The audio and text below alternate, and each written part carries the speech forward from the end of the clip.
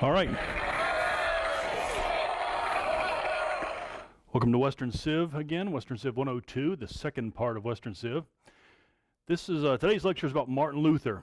We've been discussing the Reformation, the idea of reforming the Catholic Church, and we talked about Erasmus popularizing the ideas that there needs to be reform.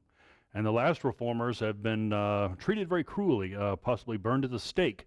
So a lot of the reformers back away. It's going to take a man who has no desire to back away, a man who has a bit of a death wish, a man who wants to go down if necessary for his beliefs. The man is Martin Luther, and the year is going to be 1517. These are the years of Martin Luther's life. He's actually going to live a long life after he does what he does in 1517. He'll live on for about 30 more years. He's the man who breaks the hold of the Catholic Church, the monopoly of the Catholic Church. So let's look at the life of Martin Luther here. Young Luther grows up a German. He is a German. He is born in north central Germany, so in the heart of all these German-speaking states there.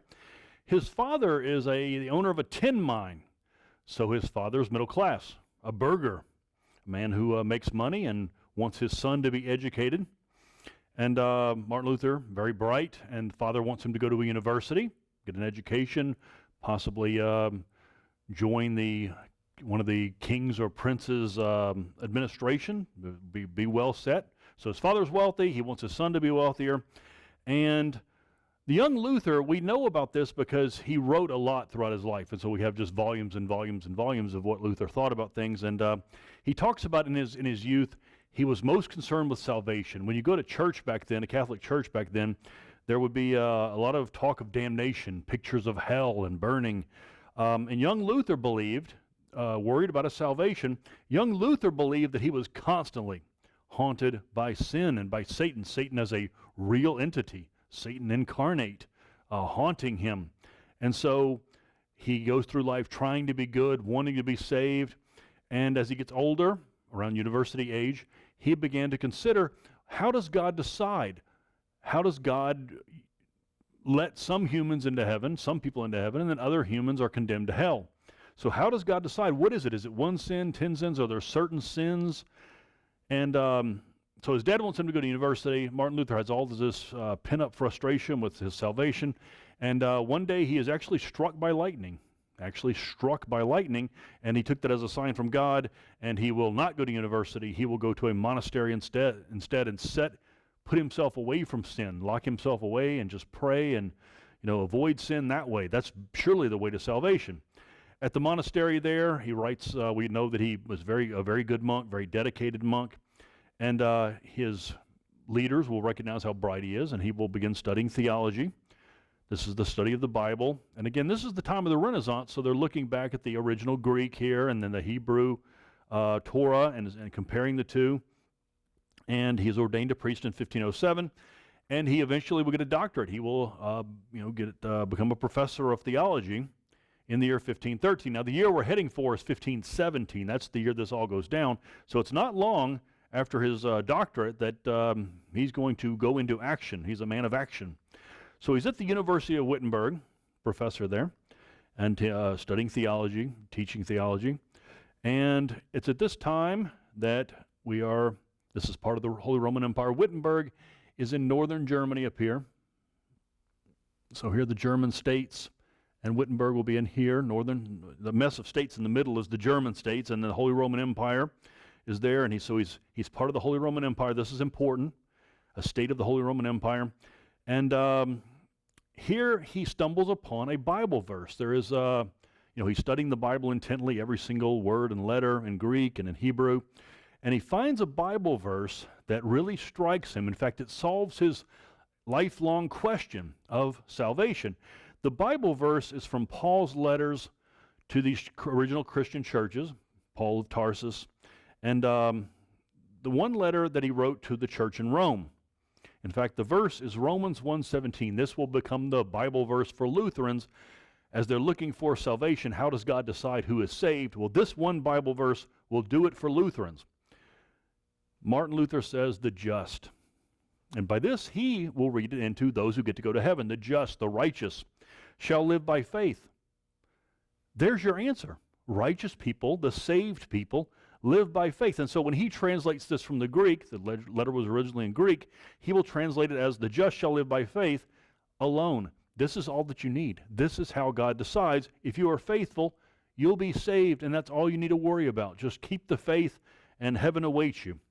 So this is quite the revelation for him, that he has suddenly uncovered the secret of salvation. And now the year 1517 comes up, and the indulgence salesmen have made it to Saxony, up to where he is, up in north central Germany. And the salesman there is quite famous, a guy named John Tetzel. There's a drawing of John Tetzel there. And this is actually one of his propaganda, his billboards, if you will, his handbills. This is a time of great advertising. And the printing press again. The printing press plays a big role in this. Well, here's a printing press letting you know that John Tetzel's coming to town selling indulgences, okayed by the Pope. In fact, with this verse right here, he actually created a jingle. Tetzel actually created a jingle for selling indulgences. It says here, as soon as a coin in the coffer rings, a soul to heaven springs. So your coins can pop people into heaven, or at least out of hell, or at least out of purgatory or something. So money for removal of sins. Bring your coins to church. And for Luther, who has just decided that all you need is salvation to be saved, this will be an abomination. And again, this isn't anything new. I mean, this is something people have been talking about for a while, and it's been spreading, and Pope Leo X is building his St. Peter's Basilica, so everyone's quite aware of what's going on here. And it takes a man like Luther to say, that's enough. You know, I've discovered the secret of salvation, and that enough is enough. He will write up a list of 95 arguments.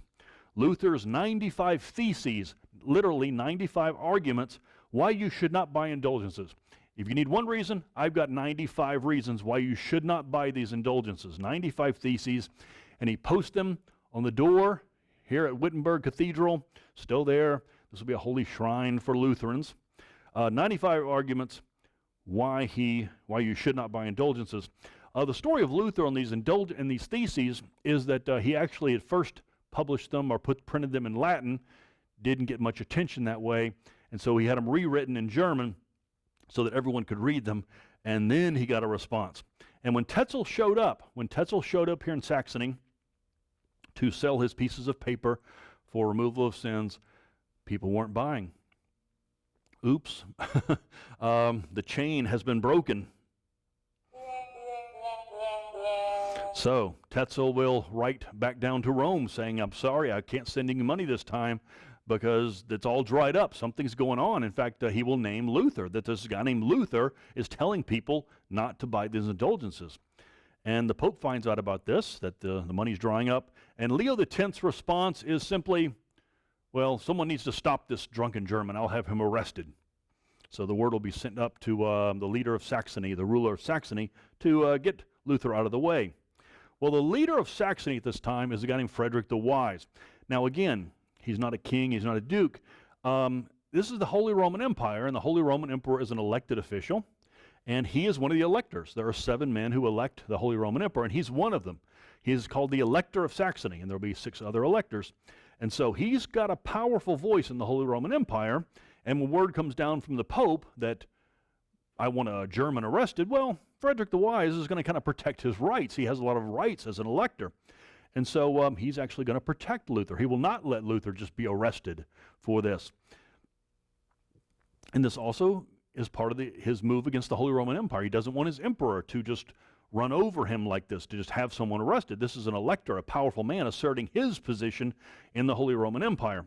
So eventually, there's a big showdown here between the states' rights, if you will, the states of the Holy Roman Empire versus the Holy Roman Emperor versus the Pope. And eventually it comes down by 1520. The Pope asserts himself that Luther will be excommunicated. Now, a few 100 years ago, before this, this would have meant someone just completely losing their wits and knowing they're going to hell. But by this point, everyone's aware who the Pope is. It's a Medici Pope who bought that position. And so people have kind of lost their belief in excommunications. In fact, when the excommunication comes down, Luther will publicly, here's what I think of your excommunication. You burn me, I'll burn your piece of paper. Eventually, the Holy Roman Empire will get involved, and he will be the elector of Saxony and Luther will be called to a diet of worms, or Worms. This is a city along the Rhine in the Holy Roman Empire, Worms, and the emperor is here at the diet. A diet is a congress.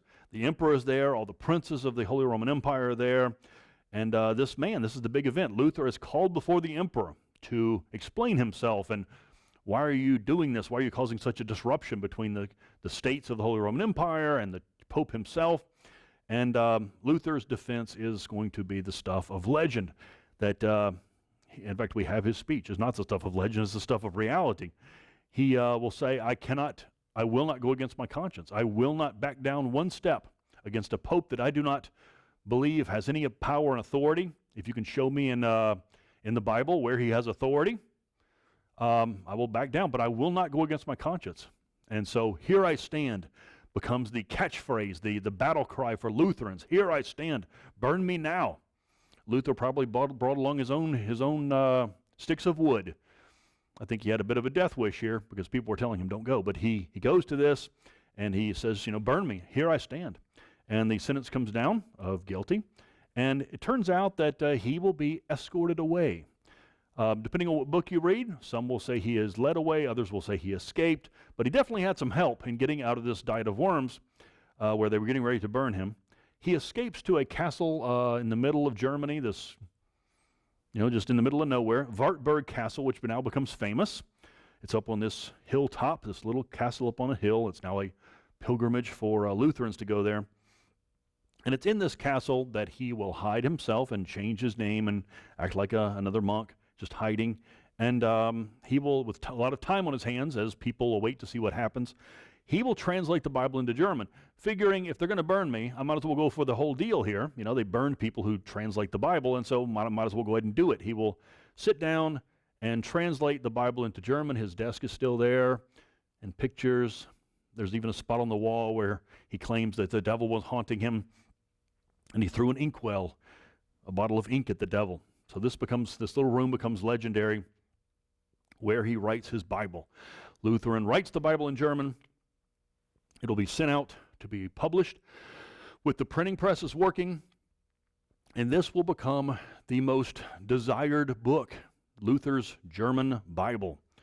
And of course, the Catholic Church will condemn it immediately, but Lutherans, if you're a believer in Luther, then he will get a lot of followers here that the Germans are breaking away from the church here, that you'll want to get your hands on this Bible, Luther's Bible.